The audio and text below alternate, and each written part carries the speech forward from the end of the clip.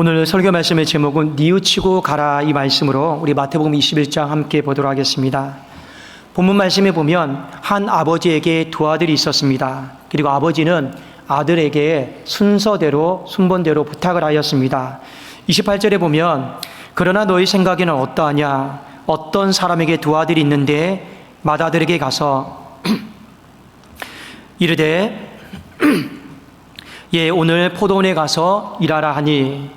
자, 여기 보면 예 오늘 포도원에 가서 일하라 하니, 여기 보면 예라고 하는 것은 그 헬라어로 테크노니다라고 하는 단어인데 아들을 향해서 아주 친근하게 따뜻하게 부르는 아버지의 호칭입니다.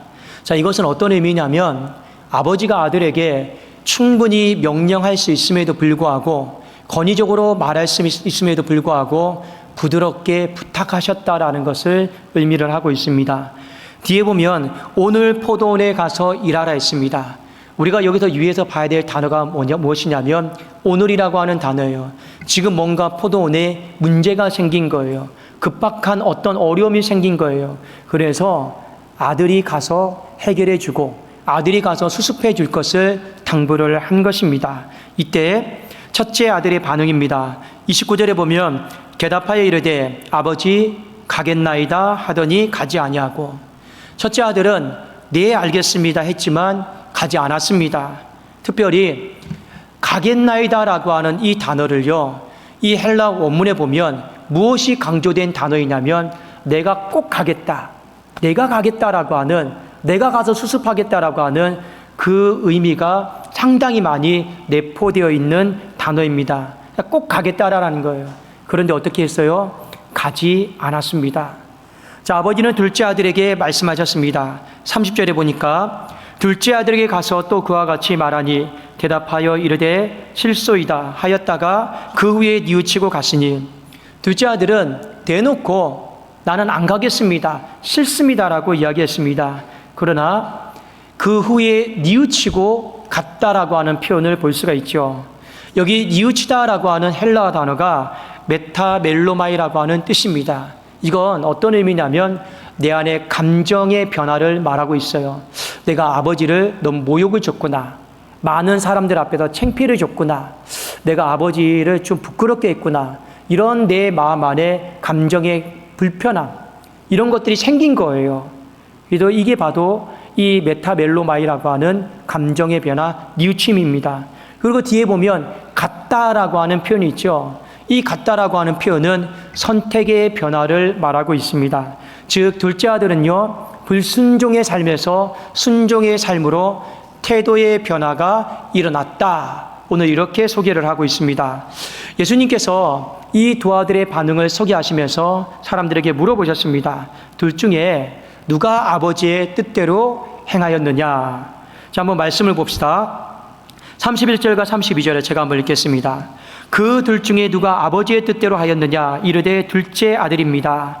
예수께서 그들에게 이르시되 내가 진실로 너희에게 이르노니 세리들과 창녀들이 너희보다 먼저 하나님의 나라에 들어가리라. 요한이 의의 도로 너희에게 왔거늘 너희는 그를 믿지 아니하였으되 세리와 창녀를 믿었으며 너희는 이것을 보고도 끝내 뉘우쳐 믿지 아니하였도다.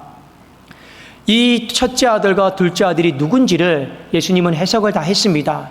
첫째 아들은 당시 유대인들, 종교 지도자들, 대제사장 그룹을 이야기하고 있고, 둘째 아들은 이방인들, 세리와 창녀들에 대한 비유였습니다. 자, 그런데 이 둘째 아들, 세리와 창녀들이 먼저 하나님의 나라에 들어가게 된 이유는 잘나서도 아니고 의로움이 있어서도 아니에요.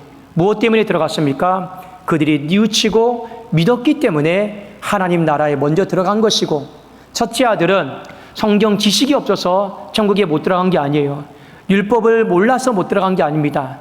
뉘우치고 믿지 않았기 때문에, 뉘우치지 않았기 때문에, 믿지 않았기 때문에 못 들어간 거예요. 그런데 오늘 예수님이 뭐라 말씀했습니까?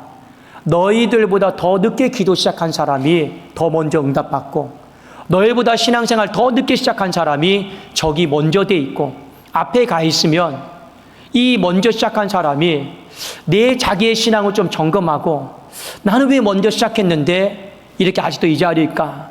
나는 왜 먼저 시작했는데 기도의 응답이 더딜까? 내 신앙생활, 내 기도생활, 내 말씀생활, 그걸 돌아봐야 되는 거죠. 그런데 오늘 어떻게 했습니까? 끝내 뉘우쳐 믿지 아니하였도다. 자기 자신을 돌아보는 것, 뉘우치는 것이 없었다라는 것을 이야기하고 있습니다. 여러분, 오늘 본문 말씀을 통해 우리에게 주시고자 하는 메시지는 한 가지입니다. 뉘우치고 가시라라는 거예요. 오늘 예수님은 뉘우치고 가는 것과 뉘우치고 믿는 것을 동일한 의미로 씌웠습니다. 분명히 첫째 아들, 둘째 아들 대답과 대화 속에는 뉘우치고 갔다 안 갔다 이런 말이 있죠.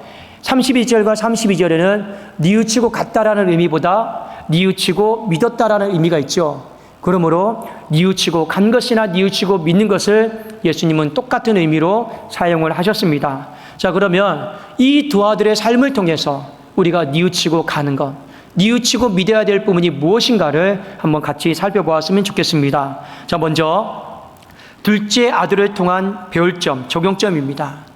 자, 이 둘째 아들은요, 뉘우치고 갔어요. 뉘우치고 믿었어요. 여러분, 신앙생활이다라고 하는 건요, 믿는 거예요. 믿음 생활이라고 이야기를 하고 있습니다. 자, 그러면 무엇에 대한 믿음이냐? 하나님께서 나를 사랑하사 나를 위해서 하나밖에 없는 독생자 예수 그리스도를 보내주신 것을 믿는 거예요. 그게 바로 신앙생활입니다. 신앙생활은 교회에 들락날락거리는 게 신앙생활이 아닙니다. 교회에 왔다 갔다 하는 게 신앙생활이 아니에요. 믿는 것, 믿음 생활이라고 하죠. 나를 사랑하사 나를 위하여 하나밖에 없는 독생자 예수 그리스도를 보내주신 것, 그걸 믿는 것이 신앙생활이에요. 그게 바로 믿음 생활입니다. 자, 이 믿음 생활을 잘하기 위해서는 반드시 이것이 걸러져야 돼요. 이것이 수반이 돼야 돼요. 그게 뭐냐? 바로 뉘우침입니다. 아니, 믿는 것과 뉘우침이 무슨 상관이 있습니까? 여러분, 우리가 예수 그리스도를 내 삶에 믿어요. 믿는다라는 건요, 천국 갈 줄로 믿습니다, 그런 의미는 아니에요. 그보다 더 어떤 중요한 의미가 있습니다. 주님이 내 인생의 진정한 주인이신 줄로 믿습니다. 그걸 믿는 거예요. 그걸 내가 받아들이는 거예요. 그러면 주님이 내 인생의 진정한 주인이 되시기 전까지 내 안에 가짜 주인 노릇하고 있는 사람이 있었어요. 그 사람이 누구입니까? 바로 내 옛 자아입니다. 나입니다. 내가 주인도 아닌데 주인 행세하고 살아온 거예요. 그런데 내가 예수 그리스도 복음을 알았어요. 그럼 어떻게 하는 거예요? 주인으로 받아들이기 위해서는요, 내 자리에서 내려오겠습니다, 이걸로 끝날 문제가 아니에요. 반드시 뉘우침이 있어야 돼요. 주님, 제가 인생의 주인도 아닌데 주인 행세하면서 살아왔습니다. 이것이 바로 죄요. 이것이 바로 악이요. 이것이 바로 하나님 아버지의 마음을 아프게 한 행동이었습니다. 뉘우치는 거예요. 그래야지만이 진짜 주인을 받아들일 수 있는 거죠. 그렇지 않겠습니까? 그리고 간다라고 하는 건 어디로 가는 거예요? 이제는 진짜 주인의 말씀을 향해, 진짜 주인의 뜻을 향해 내가 가겠습니다. 그렇게 표현하는 거 아니겠습니까? 그래서 뉘우침은 다른 말로 말하면 회개입니다. 간다라고 하는 것은 다른 말로 하면 순종을 이야기하는 거예요. 근데 문제는 뭐냐? 한국교회 안에 죄송하지만 믿습니다, 믿습니다 하는데 무엇에 대한 믿음인지 잘 모르겠어요. 복을 주실 줄 믿습니다. 낫게 하실 줄 믿습니다. 열릴 줄 믿습니다. 우리가 보통 말하는 믿습니다예요. 이게 틀린 건 아니에요. 그런데 이 믿습니다에는 뉘우침이 없어요. 이 믿습니다에는 가는 게 없어요. 이 믿습니다에는 회개도 없고 결단도 없어요. 뭐만 있는 거예요? 정말 믿습니다밖에 없어요. 근데 이거는요, 우리의 인생 가운데 건강한 믿음이 아니에요. 우리가 건강한 교회냐, 건강한 신앙이냐는요, 그 교회가 회개가 끊어지지 않고 하나님의 말씀을 붙잡고 그 결단이 끊어지지 않는 거예요. 우리가 그 예배 후에 구역 모임을 하죠. 여러분, 구역 모임 때 내 생각하고 싶은 말 나누는 게 아니에요. 붙잡은 말씀을 가지고 내가 그렇게 살지 못했다라는 걸 나누는 거지, 내가 교회가 이렇더라, 목사님 설교가 이렇더라, 이건 내가 동의 못하겠더라, 내 생각을 나누는 게 아니에요. 그러면 말씀을 붙잡고 결단이 안 됩니다. 그냥 내 생각, 내 언저리, 근데 내 녹들이 나누는 거죠. 그건 절대로 결단이 될 수가 없습니다. 그래서 제가 제목을 드리잖아요. 이걸 가지고 나누세요. 힘드시더라도 이걸 가지고 나누세요. 왜요? 이것이 말씀의 요약이잖아요.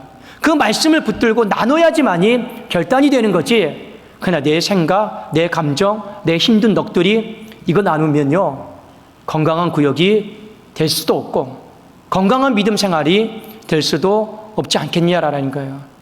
교회가 건강하기를 원하십니까? 가정이 건강하고 내 신앙이 건강하기를 원하십니까? 우리 회개와 결단이 충만하기를 주의 이름으로 축원합니다. 그래야지만이 건강한 믿음이에요. 그렇게 우리의 믿음을 길들여 나가셔야지 그냥 낫게 하실 줄로 믿습니다. 열릴 줄로 믿습니다. 여기에만 자꾸 길들여 나가시면 이 회개와 결단이 없어지게 돼요. 건강한 믿음으로 자라기가 어렵습니다. 자, 그 다음에 우리가 한 가지 또 보셔야 될 게 뭐냐? 이 뉘우치는 거. 그러면 첫째 아들을 통해서 우리가 뭘 뉘우쳐야 되는지, 둘째 아들을 통해서 우리가 좀 무엇을 뉘우쳐야 되는지 이 부분에 대한 좀 구체적인 회개가 있기를 원하는데, 자, 맏아들에 대해서 예수님이 이렇게 말씀하셨어요. 이것을 보고도 끝내 뉘우치지 아니하였도다. 이렇게 되어 있습니다. 아까도 제가 말씀드렸지만 이 세리와 창녀들이, 늦게 시작한 사람들이, 자격 없는 사람들이 뉘우치고 먼저 하나님의 나라로 들어갔어요. 먼저 하나님 앞에 사랑받는 자로, 응답받는 자로 들어갔단 말이에요. 그걸 보고 어떻게 해야 되는 거예요? 왜? 나는 먼저 시작했는데, 먼저 기도하고 먼저 하나님을 알았는데 늘 내 자리는 여길까? 나는 뒤처져 있을까? 혹여 내 신앙이 잘못되진 않았을까? 내가 좀 반성해야 될 부분은 없을까? 이거 생각하셔야 되는데 끝내 뉘우치지를 않았다라는 거예요. 당연히 뉘우침이 없으니까 가는 것도 믿는 것도 없겠죠. 자, 첫째 아들은 뉘우침이 분명히 없었습니다. 그러면 구체적으로 우리 안에 오늘 말씀을 통해서 뉘우쳐야 될 게 무엇인지 말씀을 통해서 한번 좁혀 드릴게요. 자, 첫째 아들. 이 아들의 신앙은 어떤 신앙이냐? 대답만 잘하는 신앙이에요. 그냥 네, 알겠습니다. 이것만 잘하는 신앙이에요. 이게 엄청난 문제입니다. 맏아들은요, 누구보다도 아버지의 뜻을 잘 알고 있었습니다. 그래서 네, 알겠습니다. 대답을 했죠. 내가 가서 수습하겠습니다. 대답했죠. 근데 안 갔어요. 안 갔습니다. 정말 전형적으로 대답만 잘하는 신앙의 모델이죠. 사람과의 관계도 마찬가지입니다. 여러분 직장 생활 속에서도 대답만 잘하는 사람이 있어요. 대답만 잘하고 행동 안 하는 사람이 있어요. 요즘은 웬만하면 직장이나 어떤 그룹 속에서 카톡으로 다 묶여져 있죠. 어떤 업무 지시가 내려집니다. 그럼 네, 알겠습니다 하고 대답은 하는데 실제로 돼 있는 게 없어요. 죄송한 말씀이지만 이제는 네, 알겠습니다라고 하는 그 대답조차도 다 복사해서 붙여넣기를 해버려요. 그만큼 우리의 대답은 습관적이고 형식적인 대답들이 되게 많이 있습니다. 저도 사역을 하다 보면 교회 안에서 우리 직원들이 있잖아요. 서로 이것 좀 해줬으면 좋겠습니다. 해줬으면 좋겠습니다. 근데 네, 알겠습니다 했는데 하루가 지나고 나서 아무것도 된 게 없어요. 그렇다면 얼마나 마음이 아플까요? 대답만 잘하면 안 되는 거예요. 그게 한국교회 신앙의 문제점입니다. 주께서 뭐라고 말씀하셨습니까? 입술로만 주여 주여 하는 자마다 천국에 들어갈 것이 아니요 하늘에 계신 내 아버지의 뜻대로 행하는 자라야 천국에 들어간다 했습니다. 우리에게 필요한 것, 뉘우침이 무엇일까요? 대답한 것을 순종으로 이어지도록 애를 쓰셔야 되는 거예요. 대답한 걸 순종으로 이어지도록 애를 쓰지 않고 거기서 중단해버리면요, 첫째 아들이 됩니다. 그러면 첫째 아들의 마지막 모습은 뭐냐? 이 마태복음 21장에 보면 열매는 없고 잎사귀만 무성한 거예요. 껍데기만 무성한 거예요. 허세만 무성한 거예요. 그러면 주께서 어떻게 하십니까? 찍어서 버리십니다. 낭비니까요. 그래도 우리가 첫 번째 뉘우쳐야 될 것이 무엇이냐? 바로 대답만 잘하는 신앙, 말뿐인 신앙입니다. 사도 바울이 그 교회를 향해서 이런 말을 했죠. 내가 저 사람의 말이 아니라 말의 능력을 보겠다 했습니다. 주께서도 우리의 삶을 평가하실 거예요. 너희 중에 누가 아버지의 뜻대로 행하느냐, 평가를 이야기하는 거예요. 대답만 잘하는 신앙, 말뿐인 신앙, 하나님 앞에 뉘우치고 회개하고 다시 한번 우리의 삶이 말한 것에 대해서 순종으로 있도록 우리 서로 노력할 수 있기를 주님의 이름으로 축원합니다. 두 번째, 둘째 아들을 통한 뉘우침입니다. 둘째 아들은 나 싫다, 자기 의사표시를 분명히 했어요. 그런데 이것이 그냥 아버지 앞에서 싫다라고 한 게 아니고 많은 종들 앞에서 싫다라고 한 거예요. 그래도 훗날 내가 아버지를 너무 면전에서 모욕을 줬구나, 내가 면전에서 아버지를 좀 부끄럽게 했구나, 아버지의 권위를 인정하지 않았구나, 이것이 마음에 이 불편함이 생기기 시작했습니다. 그래서 이건 아니다 싶어서 돌이킨 거죠. 자, 그러면 이 아들은 왜 싫다라고 했을까요? 우리가 본문의 말씀을 통해서 알 수는 없습니다. 자, 그러나 헬라 단어를 보면 충분히 이 둘째 아들이 왜 싫다라고 했는지는 간접적으로 알 수가 있습니다. 여기 보면 싫습니다 했을 때 이 단어가 헬라어로 델로라고 하는 단어입니다. 이 델로가 어떤 의미를 가지고 있느냐? 두 가지 중요한 의미가 있어요. 하나는 아무리 상대방의 말이 맞다 할지라도 그 일을 내가 좋아하는 일이 아니에요. 내가 하고 싶은 일이 아니에요. 그래서 싫다라고 하는 거예요. 여러분, 교회도 마찬가지죠. 충분히 목사님의 취지, 교회의 취지는 알겠지만 내가 하고 싶지 않은 일이 있어요. 내가 내키지 않은 일이 있어요. 그때 이 둘째 아들이 뭐라고 했습니까? 아버지의 뜻은 알겠지만, 지금 포도원에 뭐가 문제가 생긴 건 알겠지만 그냥 내가 하고 싶지 않아요. 그게 싫다라고 하는 거예요. 싫다. 이 델로입니다. 또 하나, 이 싫다 델로가 어떤 의미를 갖고 있느냐?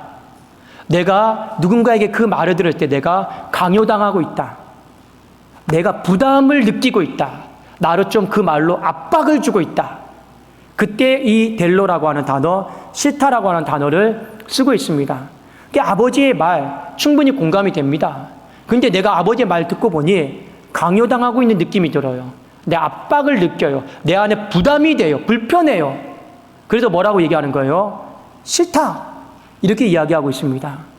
여러분, 교회 생활을 하다 보면 이런 경우들이 많이 있죠. 취지는 공감하지만 우리가 이 둘째 아들처럼 이런 표현을 쓸 때가 많이 있습니다. 내가 하고 싶지 않아요. 내가 내키지 않아요. 그런 경우도 있죠. 또 어떤 경우는 취지는 우리가 공감하지만 왜 목사님 강요하시는지 모르겠다, 왜 부담을 주는지 모르겠다, 왜 자꾸만 내 안에 압박감을 느끼도록 내가 불편해서 못 있겠다. 이런 일들 비일비재합니다. 비일비재하죠. 그래도 여러분, 좀 극단적으로 나가면 나 교회 싫어, 목사 싫어, 기독교가 싫어. 여러분, 세상 사람들이 말하는 싫다라고 하는 이 말 속에 대부분 뭐가 들어간지 아십니까? 교회는 헌금 강요한다, 교회는 뭐 해라 마라 강요한다. 이게 거의 다 주된 이유예요. 솔직히 교회가 좋은 일 하는 곳이잖아요. 영혼 살리고 구제하고 선교하고 좋은 곳인데 세상 사람들이 굳이 말할 때 싫다라고 하는 건요, 거의 다가 열의 아홉이 강요한다라는 거예요. 나 좀 편안하게 신앙생활 하도록 내버려두지, 이것 강요하고 저것 강요하고 불편하게 만들고 신앙생활 그냥 그 사람 믿음대로 할 수 있도록 내버려두지 왜 강요하시냐고. 이 둘째 아들도 똑같은 말입니다. 아버지, 오늘 포도원에 문제 생긴 것도 알겠고 아버지의 뜻도 알겠는데 내가 하고 싶지 않아. 내가 뭐 하던 일이 있어요. 그래, 아버지 강요하지 마세요. 압박 주지 마세요. 불편하게 만들지 마세요. 그래서 싫다라고 하는 단어를 썼습니다. 그리고 아버지 앞에 면전에도 돌직구를 날린 거예요. 싫다라고 모욕을 준 거예요. 그런데 여러분, 한 번쯤 우리는 생각을 하셔야 됩니다. 아버지가 오늘 명령한 게 아니잖아요. 명령할 수 있음에도 불구하고 얘야 친근하게 부탁드린 거잖아요. 테크논이라고 불러준 거잖아요.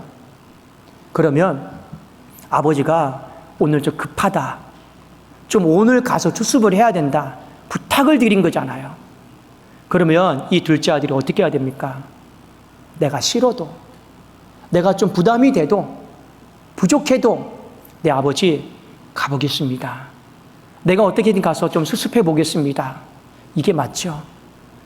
뭐가 여러분 부족한 것 같아요? 아버지의 뜻을 존중해주고자 하는 그 마음이 없어요. 여러분, 성경은 총 66권입니다. 1189장입니다. 성경은 한 가지 특징이 있어요. 전부 다 명령입니다. 해라 마라, 해라 마라, 다 명령이에요. 그런데 하나님은 글자는 명령으로 적었지만 실제로 우리에게는요, 다 부탁하고 계신 거예요. 명령은 뭡니까? 실행하지 않으면 죽는 거예요. 그게 바로 명령입니다. 우리가 이 성경 말씀을 순종하지 않는다고 해서 죽습니까? 이 성경 말씀을 불순종한다고 해서 내 삶이 망합니까? 당장에 그렇게 되는 게 아니잖아요. 근데 성경은 명령이에요. 말은 죽는다고 나와 있습니다. 근데 우리가 죽지 않아요. 왠지 아십니까? 말은 명령으로 기록을 했지만 하나님이 우리에게 테크논, 얘야, 아들아, 딸아 하면서 부탁하시는 말씀이에요. 그 부탁을 우리가 들었을 때 가볍게 여기지 마시라라는 거예요. 당연하게 여기지 마시라라는 거예요. 그렇지 않겠습니까? 아버지가 포도원을 갖고 있어요. 나중에 첫째 아들에게 둘째 아들 다 유산을 줘야 돼요. 우리 주께서 천지 만물을 다 가지고 계세요. 권세를 가지고 있어요. 우리에게 다 주실 것입니다. 똑똑한 아들이라고 하면 싫어도 하겠다라고 하겠죠. 그런데 이 둘째 아들은 면전에서 아버지에게 모욕을 주고 뜻을 존중해 주지 않고 그냥 내 감정, 돌직구로 날려버리는 거예요. 싫다라고 하는 거예요. 그런데 100번, 1000번을 생각해 보니까 잘못한 걸 알았어요. 내가 싫었어도 아버지께서 그렇게 부탁하셨으면 해드릴 걸. 내가 그렇게 강요받고 부담감 느꼈어도 그래도 아버지께 저렇게 부탁을 하시는데 내가 해드릴 걸. 여러분, 가족 간의 관계도 마찬가지 않겠습니까? 아버지, 왜 또 우리에게 강요하세요? 왜 우리에게 또 뭐 하라고 하세요? 이러면 부모의 마음이 얼마나 아프겠습니까? 그렇지 않아요. 그럼에도 불구하고 한 번쯤은 아버지의 그 부탁을, 아버지의 뜻을 헤아려 드릴 수 있는 마음. 그런데 많은 한국교회 성도들 안에 그게 없어요. 뭐가 더 중요하냐? 내 감정, 내 생각, 내 어떤 기준이 더 중요하니까. 그렇지 않겠습니까? 그러나 여러분 기억하십시오. 네, 알겠습니다 해놓고 가지 않거나 아버지를 면전 앞에서 싫다라고 이렇게 해버리면 그 포도원은 누가 관리합니까? 어떻게 세워나갈 수 있겠습니까? 교회 안에도 마찬가지예요. 교회가 바로 포도원입니다. 성도들이 전부 다 네, 알겠습니다, 네, 알겠습니다 했지만 실제로 순종하는 사람 아무도 없어요. 그런데 보면 웃으면서 목사님, 네, 알겠습니다, 네, 알겠습니다 하는데 순종으로 이어가는 사람 아무도 없어요. 교회의 포도는 다 황폐해질 것입니다. 여러분들이 면전에서 왜 강요하십니까? 왜 부담감을 주십니까? 왜 내 마음에 압박을 하십니까? 신앙생활은 믿음대로 하는 거 아닙니까? 자유함대로 하는 거 아닙니까? 이런 사람들만 다 많아져 봐요. 그래서 나는 싫습니다라고 말하는 사람들만 많아져 봐요. 그 포도는 과연 누가 관리하고 누가 수습을 하겠느냐라는 거예요. 그렇지 않겠습니까? 저와 여러분 오늘 이 말씀을 잘 기억하시고요. 하나님은 우리에게 한 가지를 요구하고 있습니다.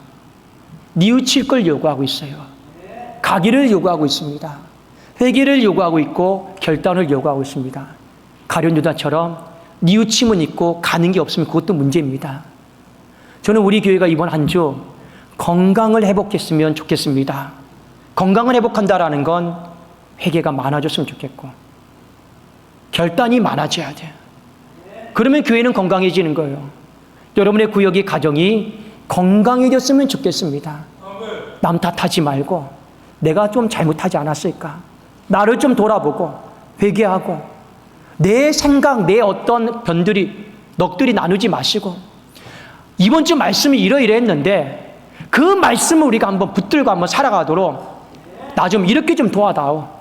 나 좀 이렇게 좀 한번 좀 도와다오. 그게 많아야죠.